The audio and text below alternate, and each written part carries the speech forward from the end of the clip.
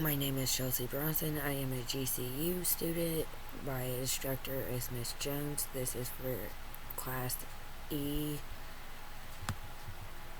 ECE 102. It is my speech over child abuse. In humanity, the worst thing anyone could ever imagine happen to a child is a parent or caregiver neglects, physically and mentally abuses a child or beats the child to the point the child dies from the abuse. Yet in the world we live in today, we have children suffering to the point of death from parents, caregivers, neglect, and abuse. Under federal and state laws, the child abuse is a chargeable offense.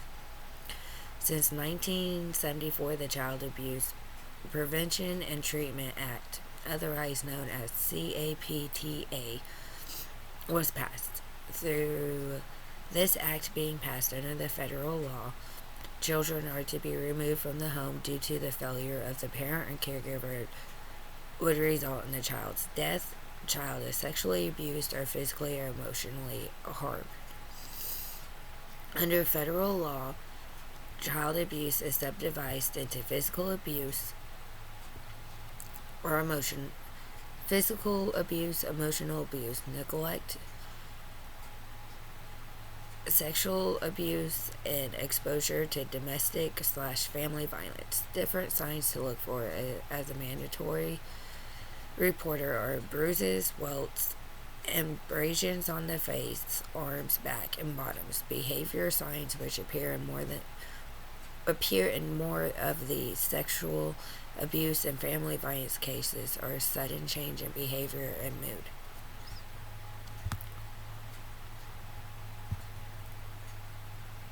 Mandated reporters are teachers, nurses, doctors, school nurses, etc. They are to notify police and report any signs of child abuse to DCF and KBC. DCF and KBC are well-known government agencies that help with the courts to protect children from abuse. These are just some of the stats from 1994 through 2007 just in the state of Kansas. 170 child abuse cases.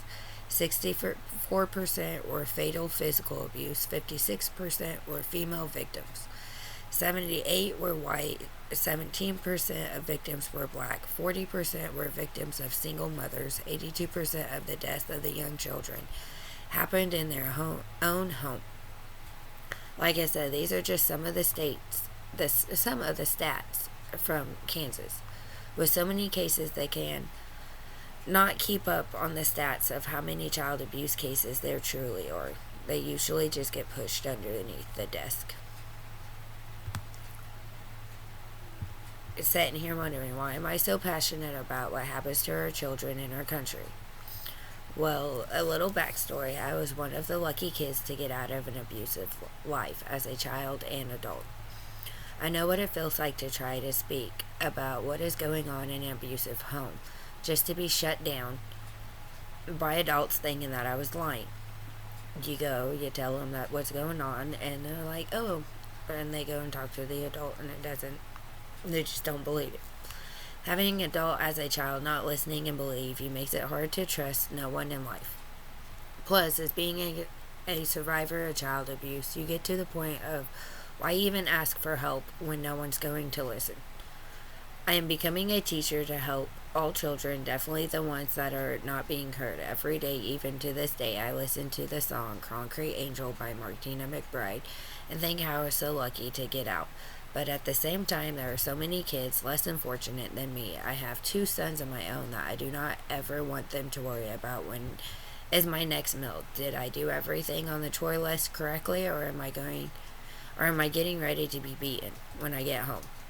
I never want any child to have to lay in bed and ask themselves, am I even going to wake up in the morning, or is this the last night of my life, while they are lying in the bed, curled up in fetal position of a ball, because the pain hurts so bad. The emotional pain from the abuse happening, the physical pain from the abuse happening over and over time, again and again. It hurts. If we would just listen to the children when they try to speak about the abuse at home,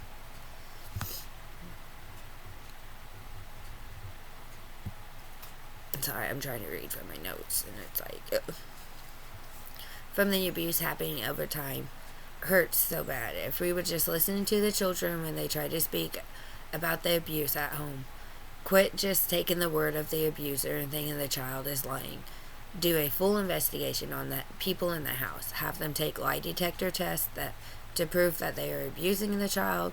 The more we become aware of child abuse and find every way we can tackle child abuse as a country, the more children's lives we can save.